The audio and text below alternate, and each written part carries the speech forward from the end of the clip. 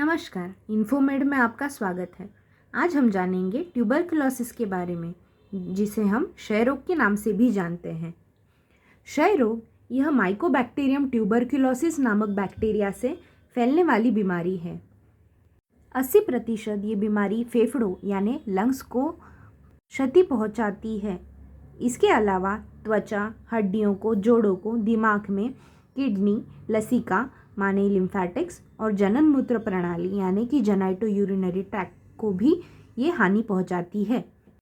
तो टीबी के लक्षण क्या हैं?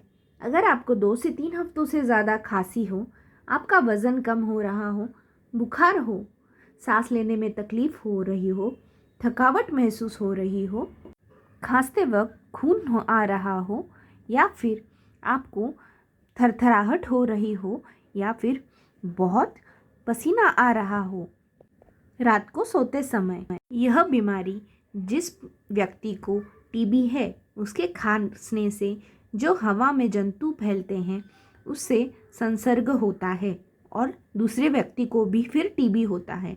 इसलिए आपको अगर खांसी हो तो मास्क ज़रूर पहनें। प्रतिकार शक्ति यानी कि इम्यूनिटी अगर कम हो, जैसे कि HIV जैसे बीमारियों में, तो क्षय रोग होने की संभावना बढ़ जाती है। अगर आपको ऐसे लक्षण दिख रहे हो जैसे कि खांसी, बुखार, तो डॉक्टर की सलाह लें। ज़रूरत होने पर डॉक्टर आपको कुछ टेस्ट करने की सलाह देंगे।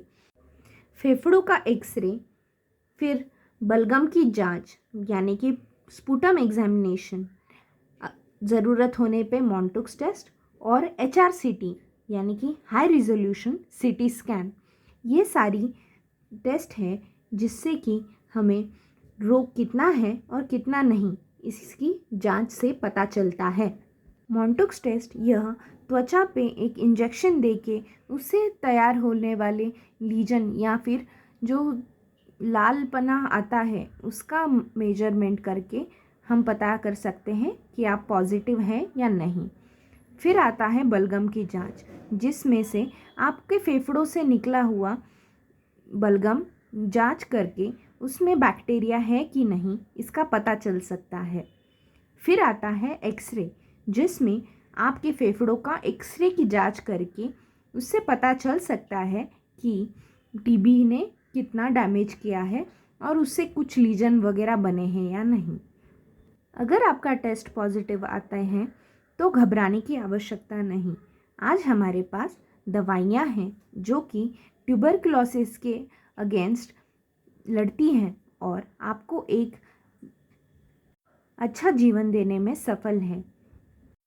अगर आप टीबी पॉजिटिव हैं और दवाइयाँ अफोर्ड नहीं कर सकते तो नज़दीकी गवर्नमेंट के टीबी के जांच सेंटर पे जाएं और वहाँ से दवाइयाँ लें। भारत सरकार ने NTEP माने नेशनल ट्यूबरकुलोसिस एलिमिनेशन प्रोग्राम, जिसके तहत भारत सरकार ने 2025 तक टीबी को भारत से संपूर्ण तरह निकालने का निश्चय किया है। बीमारी की तीव्रता अनुरूप 3 कैटेगरीज में बांटा गया है और उसी तरह उसके हिसाब से ही दवाइयाँ दी जाती हैं और कंपलसरी रेगुलरली टेस्ट किए जाते हैं। अगर ज़रूरत पड़ी तो फिर उसको बंद या फिर और बढ़ाया जा सकता है। बीमारी पूरी तरह से ठीक होने से पहले ही अगर आप दवाई बंद करते हैं तो फिर टीबी वापस आता है और उससे ही टोटल ड्रग रेजिस्टेंस या फिर मल्टी ड्रग रेजिस्टेंस, जिसमें दवाइयों से टीबी पे कुछ असर नहीं होता है, ऐसी चीज़ें हो सकती हैं। इसीलिए यह हमारी जिम्मेदारी है कि अगर हम टीबी पॉजिटिव हैं तो बीच में ही दवाइयाँ बंद ना करें। उसके वजह से आपकी ज़िंदगी सफल हो सकती है। 24 मार्च को वर्ल्ड टीबी डे यानी विश्व क्षय रोग दिवस मनाया जाता है। टीबी यह बस आरोग्य की हानि ही नहीं पर भारत की आर्थिक अवस्था पे भी क्षति पहुंचाता है। 2006 से लेकर 2014 तक $1 बिलियन का नुकसान भारत की अर्थव्यवस्था को उठाना पड़ा है। अंत में बस इतना ही कि अगर आप टीबी पॉजिटिव होते हैं तो घबराने की ज़रूरत नहीं। नज़दीकी टीबी सेंटर जाके अपनी जांच करवाएं और दवाइयाँ लें। दवाइयाँ बंद ना करें। अगर बंद की तो उससे फिर ड्रग रेजिस्टेंस की चांसेस बढ़ जाते हैं। अपना आहार ठीक लें और स्वस्थ खाएं। व्यसन से दूर रहें और मास्क का यूज़ करें जिससे कि टीबी ना फैले। फेफड़ों का टीबी तुरंत फैल जाता है, इसीलिए मास्क यह बहुत ही आवश्यक चीज़ है। और हमेशा दूसरों को मदद करें और अपनी खुद की हेल्थ का आप ही ख्याल रखें।